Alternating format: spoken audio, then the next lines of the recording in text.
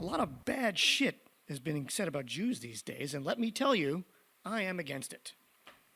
Very much against anti-Semitism, and so should you be. And you should tell your friends to be against anti-Semitism, and your dog should be against anti-Semitism. It's a bad thing. But there's a difference, a very important difference, between being anti-Semitic and also being critical of Israel. I wholly support your dog being critical of Israel. You should teach him or her well. So I grew up in a household, as you might have imagined, which was Jewish, and which kept closely to the ancient ritual of keeping kosher. These are arbitrary rules that no one really understands, but they do go back about 3,000 years to a bunch of Bronze Age people who thought, let's make some very specific rules about what we can eat so we can be better than everyone else, which is exactly the way that my mother justified being kosher to me.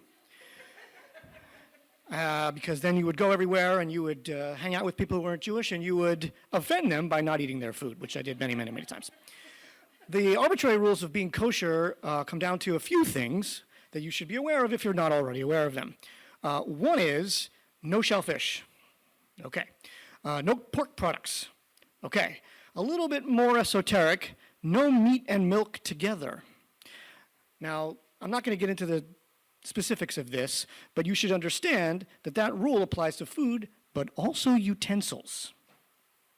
I know, that's hard to imagine. How can a utensil be meat or milk? It doesn't really have a personality. It's just like a utensil.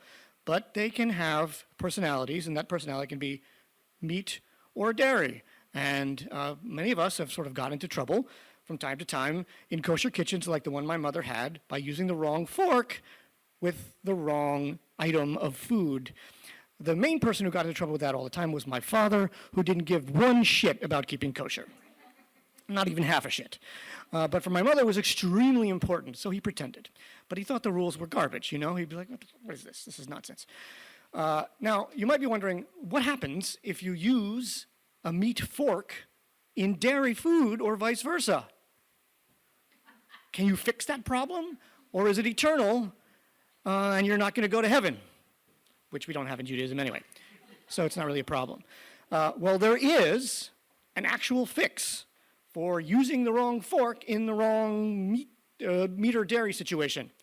And that is, if you use a fork, for example, that is a meat-designated fork for something with dairy, you then stick the fork in soil for a 24-hour period. And somehow, it rejuvenates. It's magic. I'm not really sure if it's really not the way it works, but that's what we were told.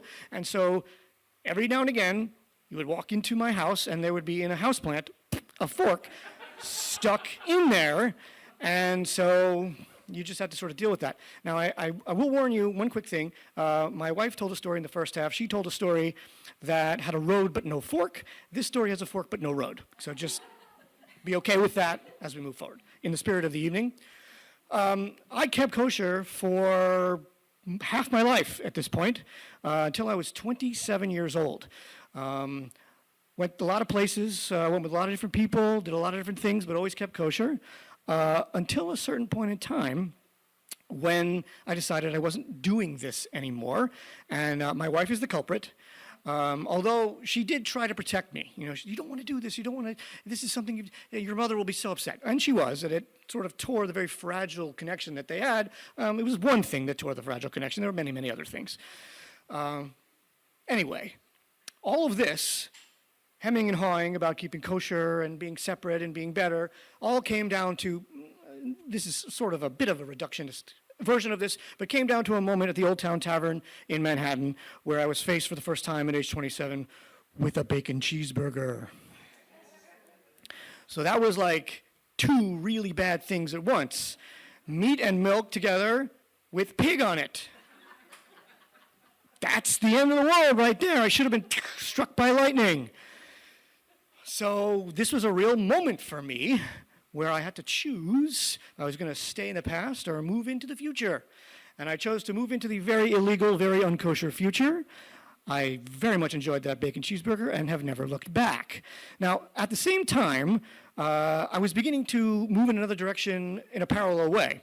So if I was jettisoning my Judaism, so to speak, and my ritual observance, I was also jettisoning, say that 3 times fast, something else that I had grown up with and my education was very adamant about, which was loving the country of Israel. And I was indoctrinated with this in school, synagogue, and summer camp, and in my home. It was a very, very important thing. And so to start to move away from that was kind of just as much of a revolution as it was to eat non-kosher food. But once I learned something that I hadn't learned about before in school, it was sort of obvious to me. And that was that Palestinian people actually exist. I didn't know this. I didn't know this until I was in my mid to late, I'm really ashamed, until my mid to late 20s. I have since rectified that problem. I teach about this in school and stuff, my shirt, FC Palestine. But once I realized that I could jettison keeping kosher and other Jewish rituals without stopping being Jewish, it also, around the same time, became obvious that I could jettison my Zionism, which is really racism, and now it's genocide. You can fight me later if you want to.